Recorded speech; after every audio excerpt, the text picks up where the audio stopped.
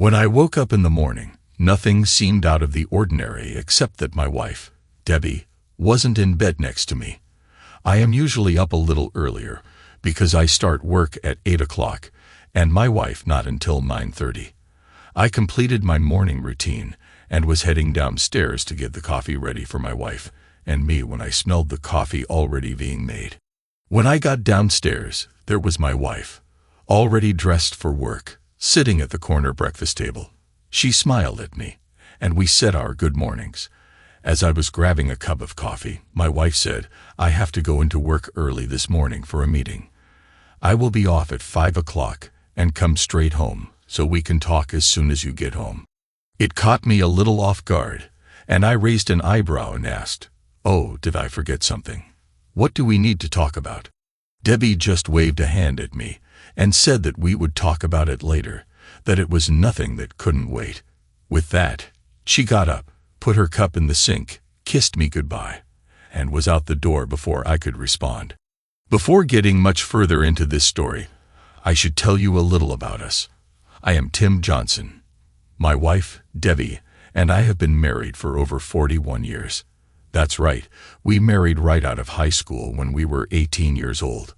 We knew each other since 2nd grade, dated all through high school, and we both knew we were meant to be together for the rest of our lives. Neither of us ever dated anyone else, and as such, we learned about intimacy together and were each other's only partners. I never even kissed another woman other than a peck on the cheek in greeting, and I assume it was the same with my wife. We went to the same college as a married couple, living in a cheap apartment with part-time jobs to see us through. I had the GI Bill to help with school costs, and her parents helped her out, so while it was a bit of a struggle, it wasn't all that harsh in existence. In fact, we started our family while we were still in college. Our oldest child, Terry, is 37 years old, married with 2 children. She is a family law attorney for an out-of-state firm.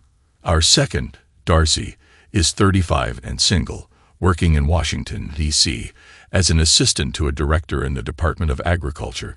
Our baby, Sydney, is 34 and married to a police officer in our hometown.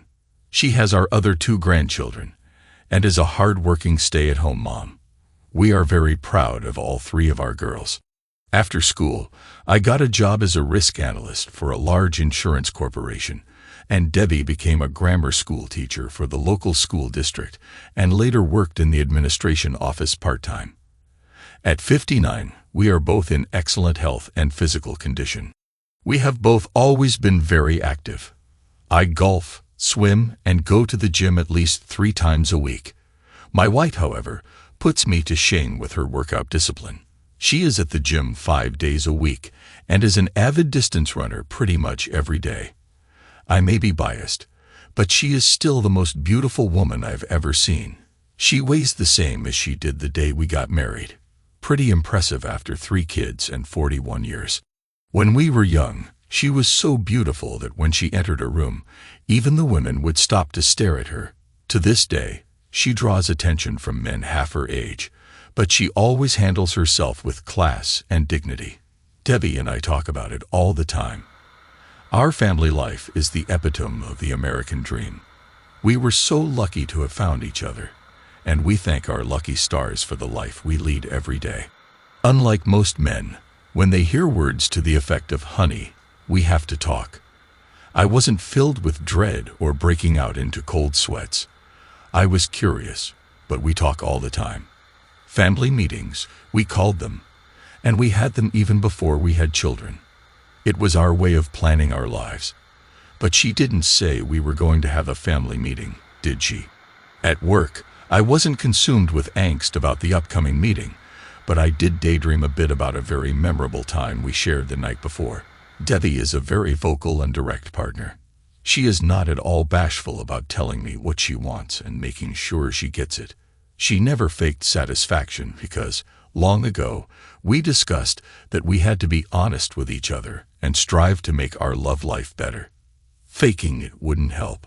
Debbie isn't one of those women who will have a series of small moments. When she goes over the edge, it is with an incredible amount of intensity. Her whole body quivers as her eyes roll up into her head, and sometimes she even passes out for a few seconds. She doesn't even want to be touched for a few minutes because her whole body is so sensitive. It is amazing to watch and be a part of. She tells me all the time that she would never cheat on me because it would take too long to train a new partner. After 41 years of marriage, we still share moments of passion 2 to 3 times a week. Another thing she tells me often, as she did last night, is that while my stamina may not be what it was when I was 25, my lips, tongue, and fingers are magic and working better than ever. All in all, we enjoy a very satisfying love life well into our middle age. As my curiosity was aroused, I left work a little early and headed home. I wanted to get home before Debbie so I could change, get comfortable with a glass of my favorite single malt scotch, and find out what our talk was about. My curiosity started to turn to worry when I pulled into the garage and saw that my wife's 7-year-old Camry was already there. My worry deepened when I saw her sitting at the table with a glass of wine in her hand and my scotch already poured and placed at my seat. She looked very distraught as she was continually rubbing her knee with her free hand. This was a nervous habit of hers ever since I knew her. I asked if I could go change before we started. She replied, "No, I want to do this right now. Please sit down." I didn't argue. As I was sitting down, I was convinced she was going to tell me that she was sick. I felt my chest getting tight and was having difficulty breathing normally. I looked into her eyes and saw. Well, I don't know what I saw, but I knew I had never seen that look in her eyes or that facial expression before. She seemed nervous, and her voice was breaking as she spoke in a very low, deliberate manner. "Tim, there is something I've been thinking about for quite a while, and I need to get this out without interruption. Please let me finish before you speak so that I can make you understand how important this is to me." As she continued, she seemed to gain a little more confidence. "And I need you to not lose your temper and turn this into a childish yelling match. Can you do that for me, please?" I nodded my head slowly without speaking. Well, at least she wasn't going to tell me that she was sick, but I suspected it was going to be much worse, and I was right. "Honey, you know that I love you more than life itself. I have loved only you since grade school. There has never been anyone else in my lifetime." My chest was hurting more, my breathing becoming more difficult, and an aching pain began in my shoulder as she continued. "You and I are going to spend our old age together, bouncing our great-grandchildren on our knees. We are going to travel the world together. But there is something that I have to do." The pain in my shoulder was now shooting down my left arm, and I was getting dizzy. I couldn't catch my breath. "Tim, pay attention. This is very important." I just nodded and thought, this couldn't be happening to me. "Well, I have been thinking for months about this, and there is something I have to do before I am too old." The room started spinning, and it felt like someone was standing on my chest. "I am going to date other men to see what I have been missing all these years. It won't last forever, maybe 6 months, and I will be back to being your loving wife, proving to you every day how deep my love for you is." I started to say something, but nothing would come out of my mouth. Then everything went black. Light was creeping in from the darkness, trying to break through the haze. I was trying to open my eyes, but my eyelids must have weighed 5 pounds each. I struggled mightily to get them open and finally accomplished the task. Where was I? What were those beeping noises? How come I couldn't move? My throat was very sore. What is my name? I must be in the hospital. What happened to me? All these thoughts were rushing through my head when I remembered that I was Tim Johnson, and I was in a hospital because my wife tried to kill me. Why did she try to kill me? My brain was working a little better. I was at the kitchen table. She was talking. Then I remembered the conversation. It wasn't really a conversation. It was her telling me something, telling me that she was going to kill me. As the fog in my brain cleared, I noticed a nurse standing at my bedside, looking down at me and smiling. "Welcome back, Mr. Johnson. My name is Nurse Smith. You are in Mercy Hospital because you had a very serious heart attack a few days ago. It is called the Widowmaker, and you are lucky to be alive. Funny, I didn't feel lucky. It's 3 a.m., and the doctor will be by later this morning to explain in more detail about your condition. I tried to talk, but nothing came out because my throat was so sore and dry. Don't try to talk, Mr. Johnson.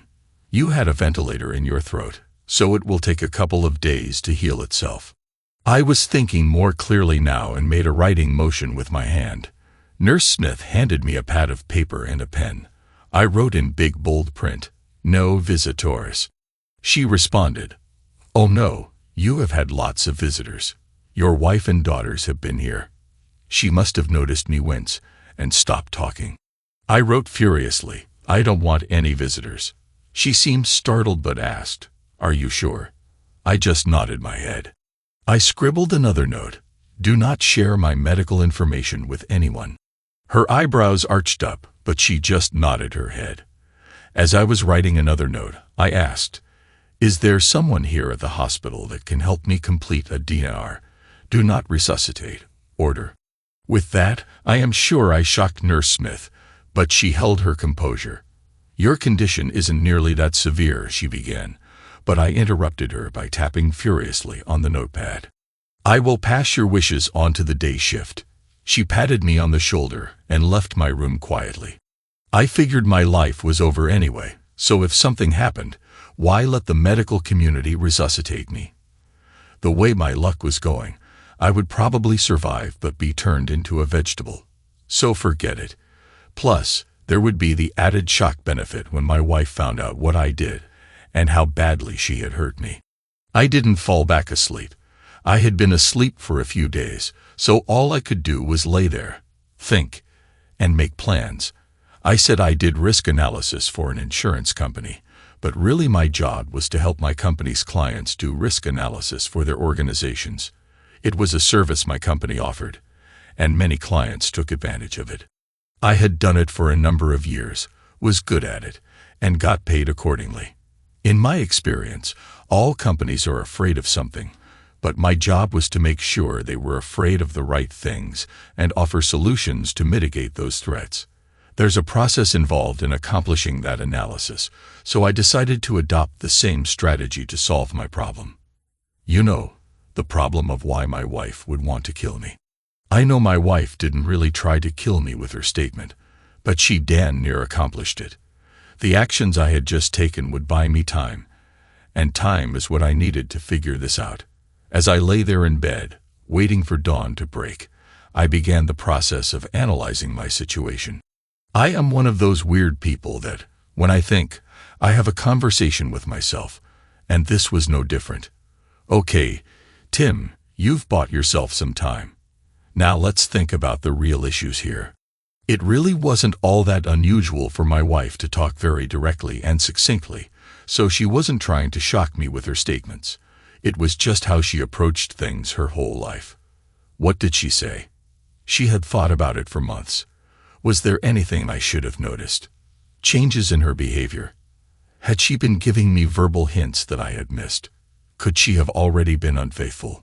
The answer is no to all of those. Devi isn't flighty or prone to acting on the spur of the moment. While she is deliberate, once she formulates a course of action, she doesn't hesitate or waffle. She goes after it. Another very important fact is she didn't say she would like to date other guys.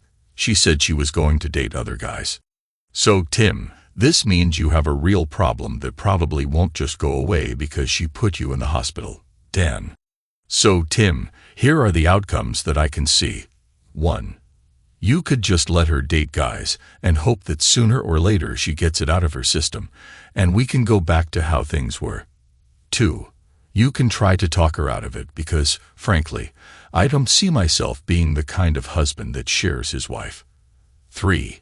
Just divorce her now and be done with it. Or 4. You could just die now and not have to worry about it. Frankly, number 4 is not looking too bad right now. Apparently, I was wrong though. I could fall asleep because the next thing I knew, daylight was streaming in through the window, and the clock on the wall said it was 10:40.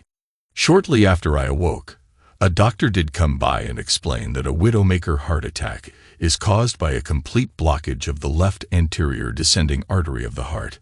He said I was very lucky because this type of heart attack has a very low survival rate.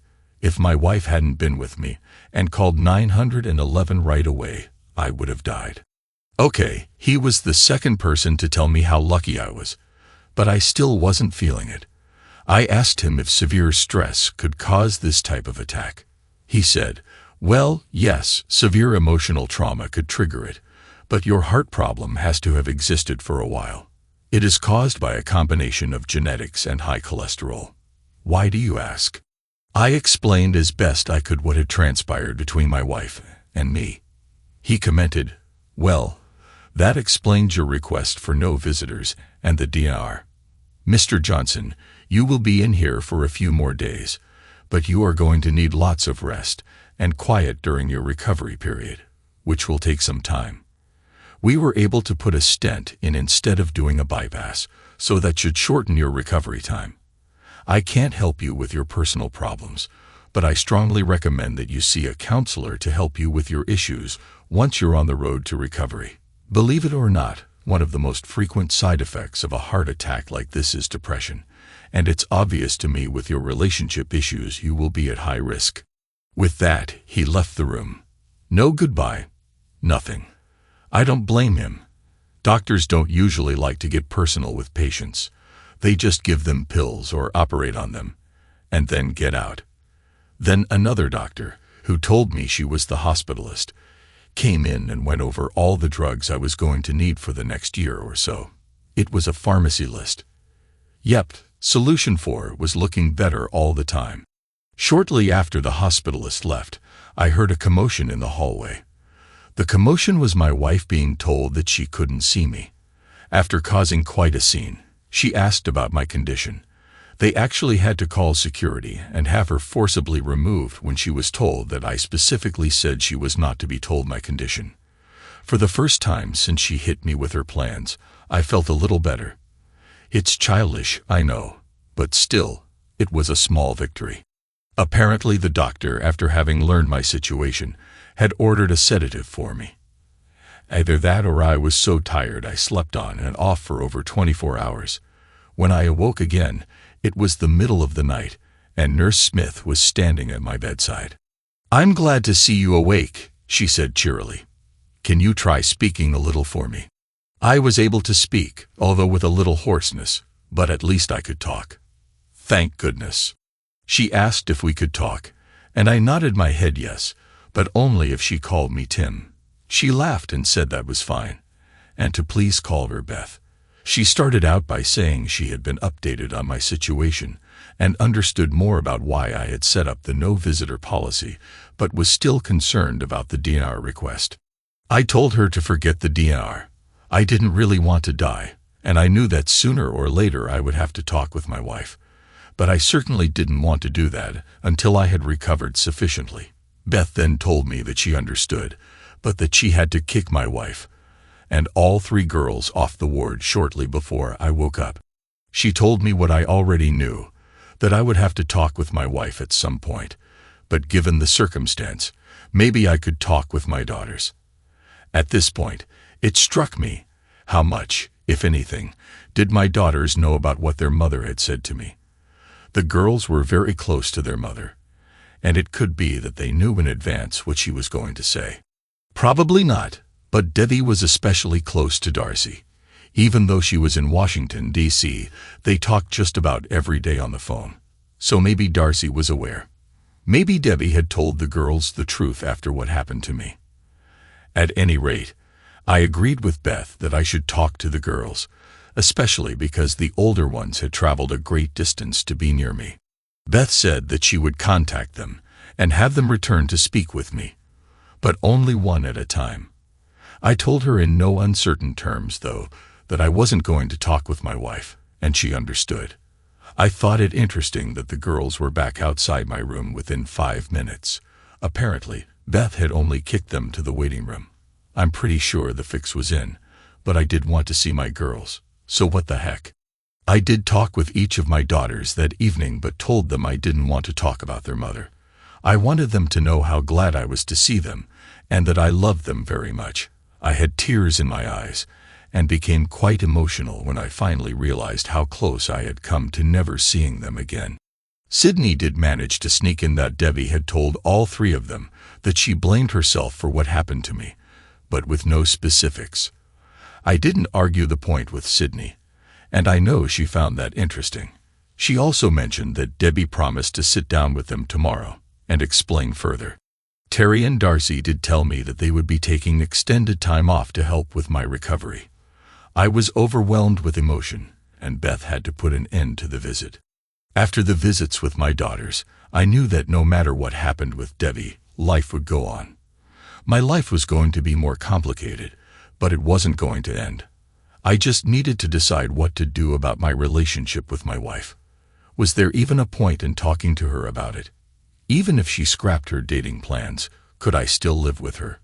I needed to answer that question before talking with her.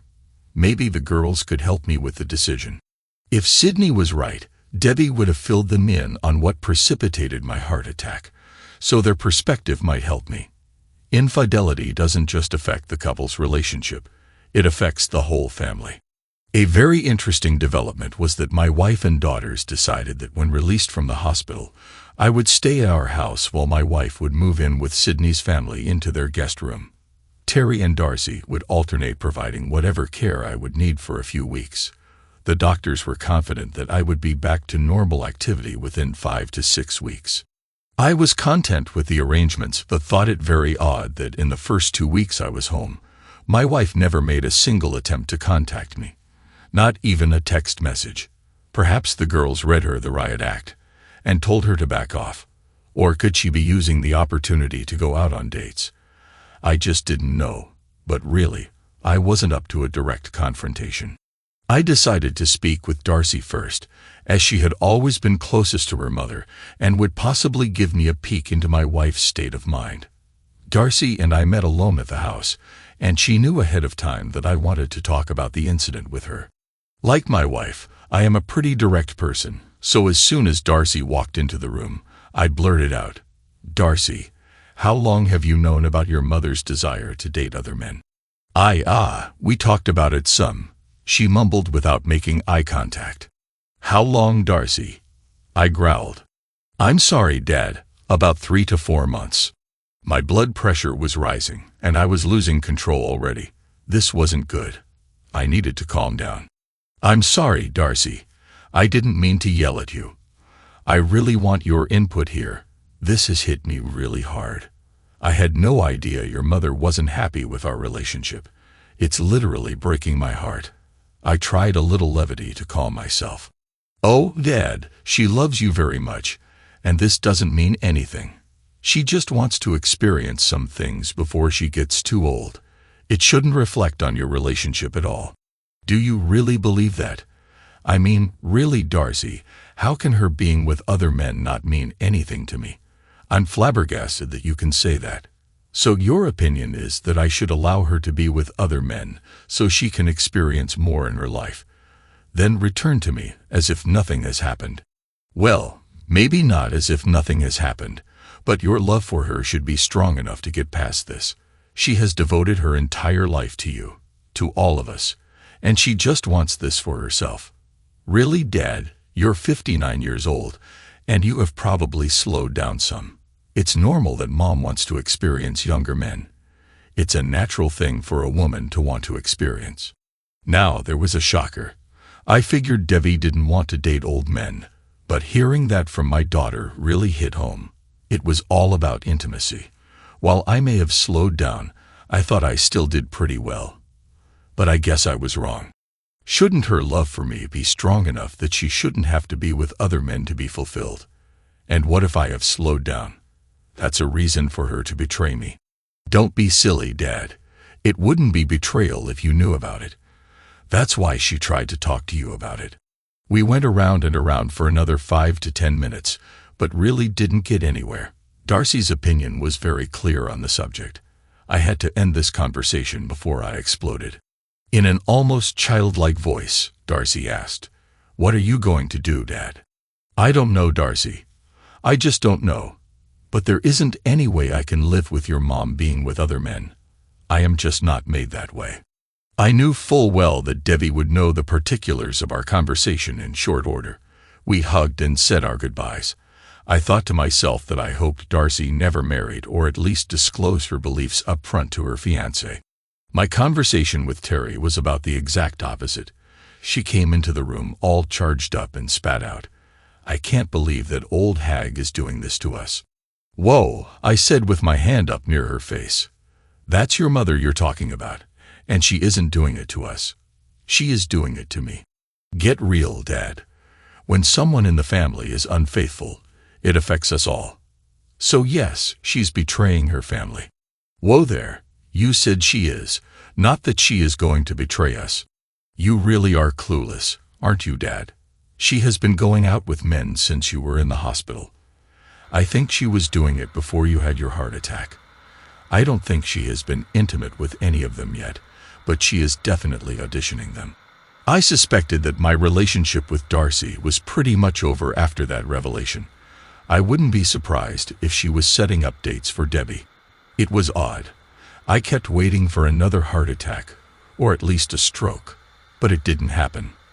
I felt only sadness because, at that point, I knew my marriage was over. The truth was, I wasn't really surprised Debbie did it. She was always headstrong. But why did she call the paramedics when I had the heart attack? It didn't make any sense unless, in her own bizarre fashion, I guess she did at least like me. All I could do was shake my head. I again wondered if there was really any reason to sit down and talk with her. Terry and I talked for a while longer, mostly about divorce laws in our state. It really wasn't that complicated. In a no-fault state, it was pretty much a 50-50 split of all assets. Terry did say I might want to look into a legal separation if I wasn't sure about divorcing Debbie. I told her I would look into it, but didn't think it mattered, really. Terry also told me that while my wife couldn't stop a divorce, she could really drag it out. That caught my attention, and I decided to seek legal advice as soon as possible. Terry said she would send me some recommendations for lawyers the next day.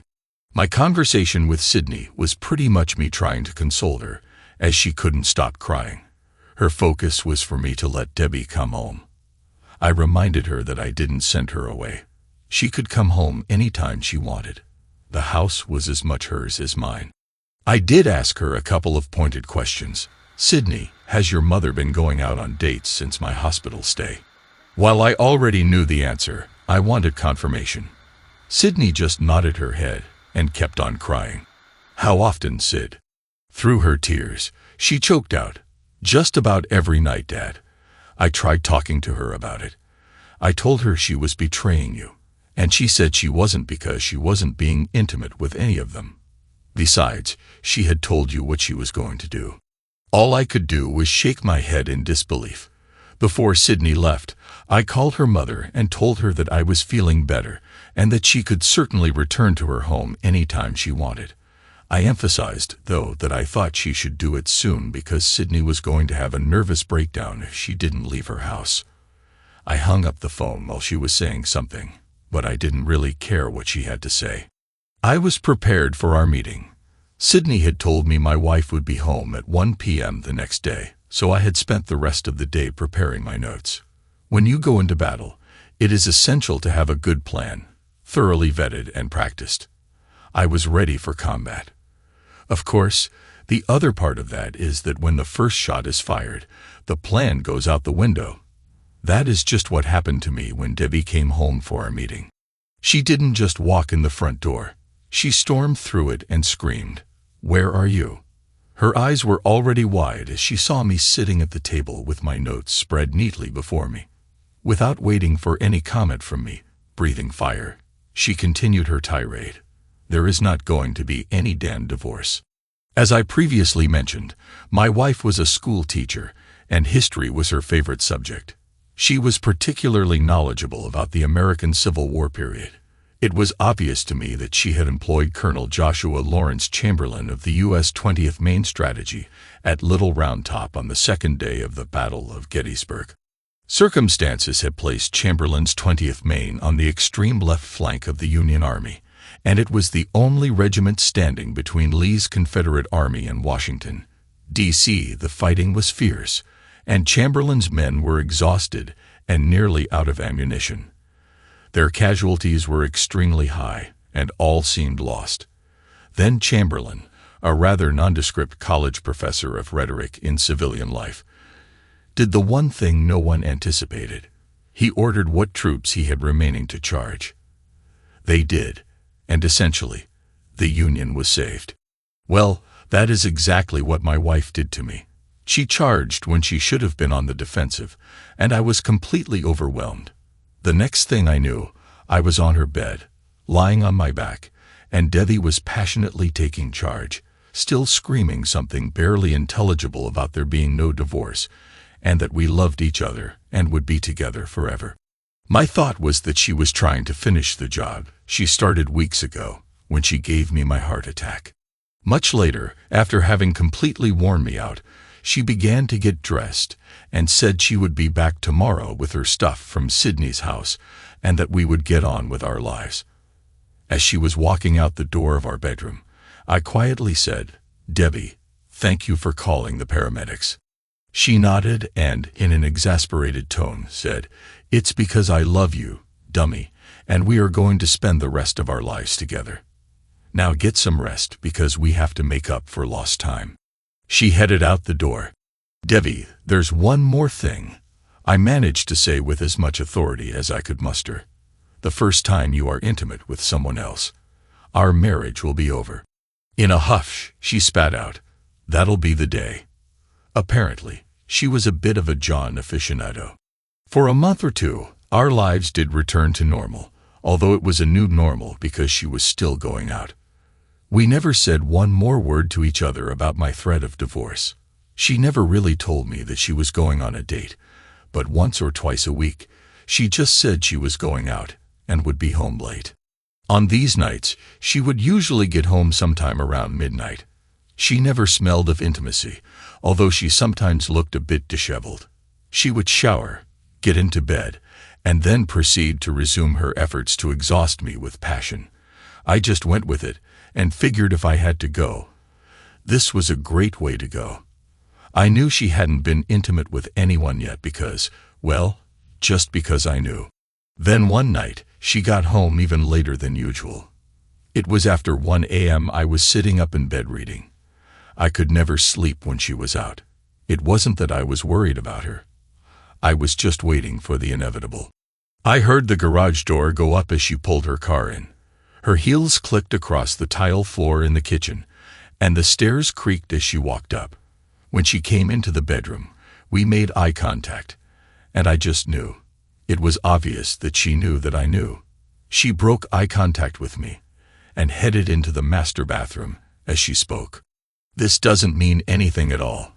It is outside of our relationship and will be over in a few months. There is no need for further discussion." She closed the door behind her. When I heard the shower go on, I got up and went into the guest room. Not only did I lock the door, but I also pushed the dresser in front of it. I wasn't going to make the mistake I made at Little Round Top again. Somehow, I knew she wouldn't come after me. It wasn't like her. In her mind, when I got over my little snit, things would go on as usual. And I was right. I never heard a peep out of her the rest of the night. For my part, I didn't sleep at all. There were tears in my eyes as I mourned the death of my marriage.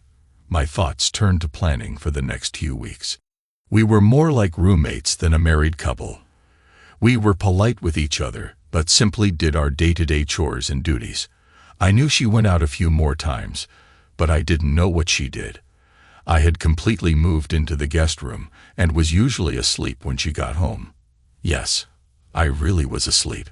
I found that as my plans advanced, I became more relaxed and confident that I had chosen the right path.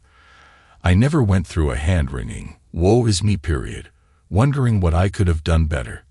I didn't chastise myself for not being a more attentive husband. I refused to apologize or accept responsibility for not being aware of every emotion my wife might be experiencing. In my mind, a marriage is a covenant. She broke the contract, not me. She never discussed any issues or disappointments with me. She just told me what she was going to do. The funny thing is, though, that part of me understood why she wanted to experience more. It's a natural human emotion. She just never gave us a chance to figure out alternatives. She had made a unilateral decision that effectively finished us. End of story. I also understood why she made her decision unilaterally. In the Western world, almost 100% of marriages are, in some respects, female-dominated. Ours was no exception. I suppose if I could find any fault in this mess, it's that I was too accommodating. But there was nothing in our 50-plus years of being together that should have sent the message to her that I would accept her behavior. I let her make most decisions about our domestic life because it made her happy, and it was more important to her. In fact, before we got married, we had long talks about our expectations of fidelity. There was no gray area and certainly no allowances for unfaithfulness. I was never close to being unfaithful. I never even did anything that would not pass the spouse test, and I expected the same from Debbie. She did this to us, not me. A couple of weeks after Debbie was unfaithful for the first time, I was ready for her. One night when she went out, I sat at our kitchen table where we had most of our family meetings and waited for her to return. When she came home, I said quietly, "Debbie, we have to talk." "Not now," she said dismissively. "I need to take a shower and get some sleep. We can talk in the morning." "No," I responded with an authority that she hadn't heard from me before. "We are going to talk right now. Sit down, please." She was obviously exasperated with me and sat with a huff into her chair across from mine. Her nervousness was obvious and probably due to the fact her lover's smell was all over her, but I didn't care. I pushed a manila envelope across the table to her and stated clearly, "These are divorce papers. I have filed under irreconcilable differences." At this point, she started to say something, and I put my hand up in front of her face. No, just sit there. Several months ago, you told me to sit and listen to you without interrupting, and I expect you to do the same until I am finished." She leaned back, rolled her eyes, crossed her arms over her chest, and stared at me. I continued, "These papers explain everything. My lawyer's card is in the envelope. You can sign and return them to his office. If you don't do this within 3 days, I will have no choice but to have you served at your workplace. I don't want to embarrass you publicly, but frankly, it wouldn't bother me to do that in the place where most of your lovers are. Don't worry, I haven't had you followed. I don't have photos, audio, or video of your unfaithfulness. None of that matters to me." I continued, "It's really simple. In a no-fault state, everything is split down the middle. Our children are grown and out on their own. The house is paid for. We pay off our joint credit card debt, and we move on." "Are you finished?" she asked in her most condescending tone. I simply nodded my head. As she stood up, she stated, "Good. We are not getting a divorce. I am tired, and I'm going to bed. Good night." The next morning, she wanted to talk. Interestingly, she made a nice breakfast for us. The first time in quite a while. She actually appeared to be quite cheerful as she puttered around the kitchen. When breakfast was ready and I had picked my jaw off the floor, she calmly sat down and indicated that I'd do the same with her hand. This was getting surreal. I didn't sit. I told her I would eat out and walked out the door. What she didn't know was that I was heading to the apartment I had rented near work and that I had no intention of ever setting foot in this house again, except to remove my things when the divorce was finalized. I thought I heard her softly crying as I got into my car, but I couldn't be sure. I had no intention of talking any further at this point. My direction was clear. She never initiated contact with me unless it was through her lawyer, and I did the same. She didn't sign the papers, of course, so I had her formally served at work as I had said. She got her own attorney and proceeded to do everything she could to derail the divorce process. No amount of pleading from me or our daughters made any impact on her actions, but in the end, there was nothing she could do to stop the divorce. So, 6 months later, we were finally sitting in family court with our respective lawyers. Honestly, I wasn't really paying attention to much of what was being said. I just wanted it to be over. My lawyer had told me that this was the only formal proceeding I had to be present for, and I was grateful. But when the judge addressed my wife directly, I sat up and focused my attention. "Mrs. Johnson, why do you not want me to grant this divorce petition as it is written? It all seems a fair disposition of assets." My wife replied as she stood to address the judge, dressed like she was going to church. "Your Honor, several months ago, I made a terrible decision that ruined our 41-year marriage. At the time, I was going through menopause and not thinking clearly. I was feeling old and unattractive. Some younger men at work had been flirting with me and showering me with praise and attention. I sadly and ridiculously thought that my husband would understand and let me have a few months of harmless flings. I was dumbfounded as she continued. He knew I was seeing other men for many months, so I assumed he was okay with it. I know now that I was wrong. I stopped seeing anyone when he hit me with divorce papers. In fact, I have been seeing a therapist several times a week, and she has helped me see how wrong what I was doing was. I know I can't stop him if he insists on getting divorced, but I was hoping that you could order couples counseling for us to try to put our marriage back together. We have been together for over 50 years, and it seems to me that the least my husband could do was agree to go through therapy together before giving up on our marriage." As Debbie was sitting down, she looked over at me with a sly smirk on her face. I thought for sure the judge was going to ask Debbie to marry him. He was so enamored with her speech. This wasn't good at all. I looked pleadingly at my attorney for him to do something. When I heard the judge addressing me, Mr. Johnson, are you paying attention? I asked you what you thought about what your wife said. She has made some very compelling arguments. Surely your 50-year relationship is worth trying to salvage." "Oh," I said to myself, "this can't be happening to me." My wife could hardly contain her glee. My attorney was doodling something on his notepad. It looked like he was drawing a big Phillips head screw. I am so screwed, I thought. But then I had an epiphany. I was in combat again, and the first shot had been fired. I responded, "Your Honor, may I have a moment to absorb what my wife has said? She really has given me pause to think. I would like to talk with my attorney for a moment." The judge responded quite good-naturedly, "Of course. I think that is wise." Everyone in the courtroom thought they were witnessing a real hallmark moment.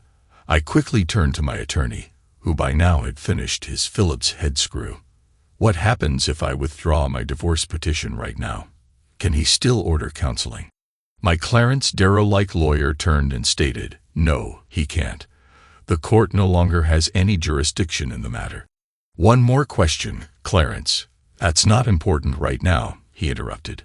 "What happens if I just disappear? My wife would have to serve me in order to get a divorce, right?" "Yes, but it isn't really that simple. She could have a divorce granted for abandonment after 1 year," he replied. "Only if my luck changes," I said wistfully and with a heavy sigh. "There isn't a law that says I have to live with my wife, is there?" My mind was really racing now. "No, there isn't," he said in a lawyerly fashion. Then the light bulb went on in his head, and he asked, "Will I still get paid?" "Of course." I smiled broadly, straightened my tie, brushed my hands to smooth my slacks, and stood up to address the court. Everyone wanted the Hallmark movie ending, so I was going to give it to them. Sort of. "Your Honor, in light of what my wife has expressed in a most convincing manner, I hereby withdraw my petition for dissolution of marriage immediately." It was bedlam in the courtroom. Not really. There were only about 12 people in there, and it was lunchtime, so those not involved got up to head to the cafeteria. The judge banged his gavel, granting my request, with a big smile and tears in his eyes. My wife and her attorney were both crying happy tears themselves. I was steaming mad, but plastered what I hoped was a happy face on, and walked directly out of the courtroom. I reached my car with my wife hot on my heels, blabbering something about us being happy, blah, blah, blah. I started the car and left her standing in the parking lot, wondering what just happened. As I pulled out of the parking lot, I threw my phone into the bushes and drove straight to work. When I got to HR, tired, I realized that I could draw on my 401 because I was 59 and a half years old.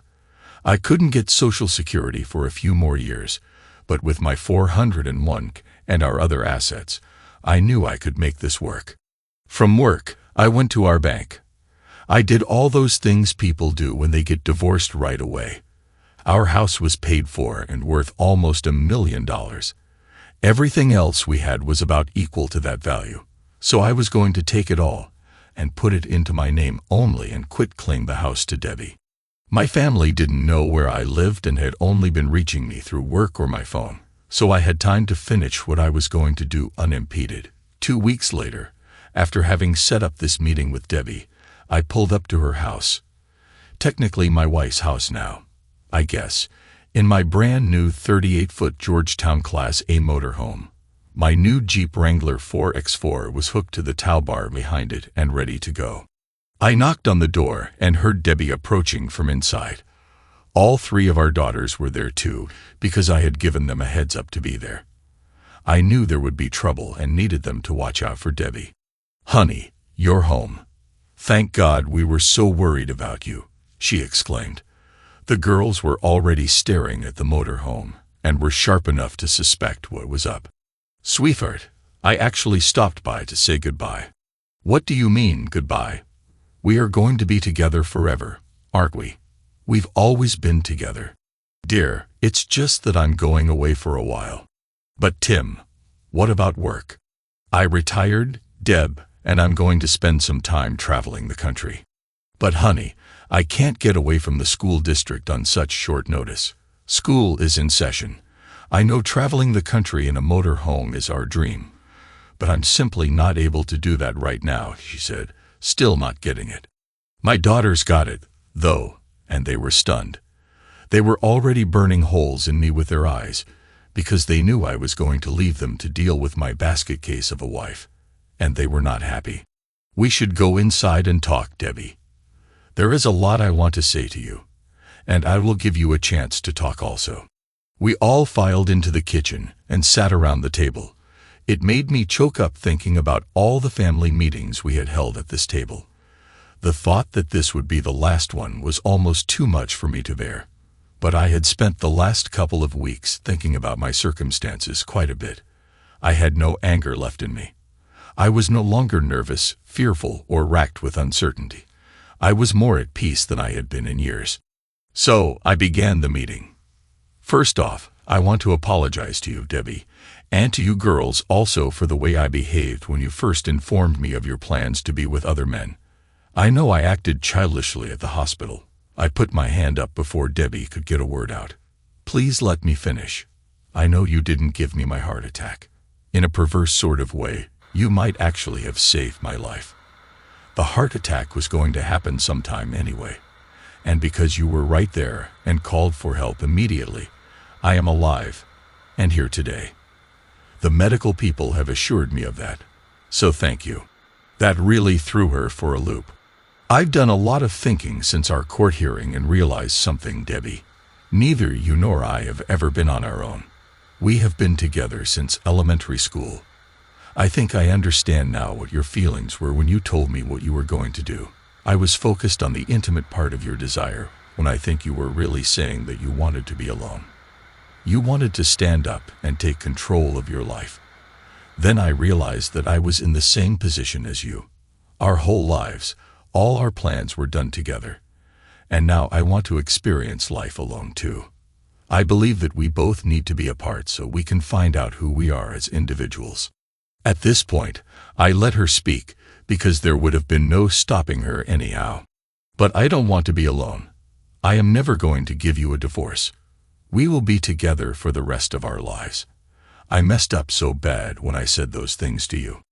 How she managed to say those things through her tears and sniffles, I don't know. She looked like she was going to start hyperventilating. The girls, though teary-eyed, stayed remarkably calm and quiet throughout.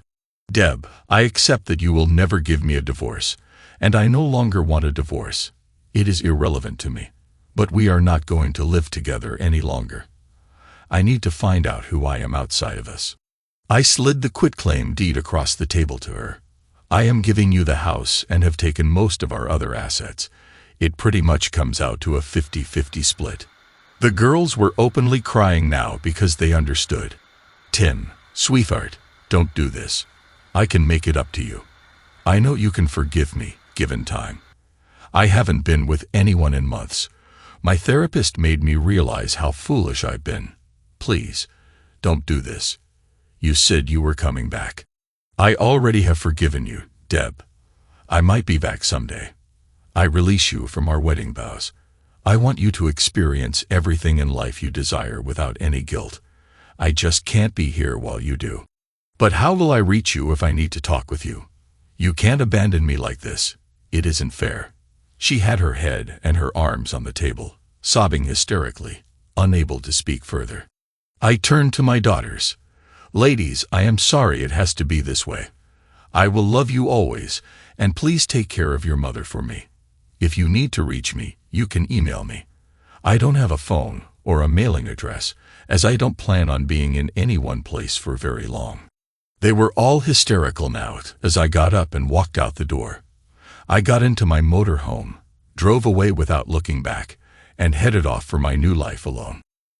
Thanks to everyone who took the time to listen to today's stories. If you enjoyed it, please consider liking and subscribing if you haven't already. Feel free to share your thoughts on the events in the comments below. Take care.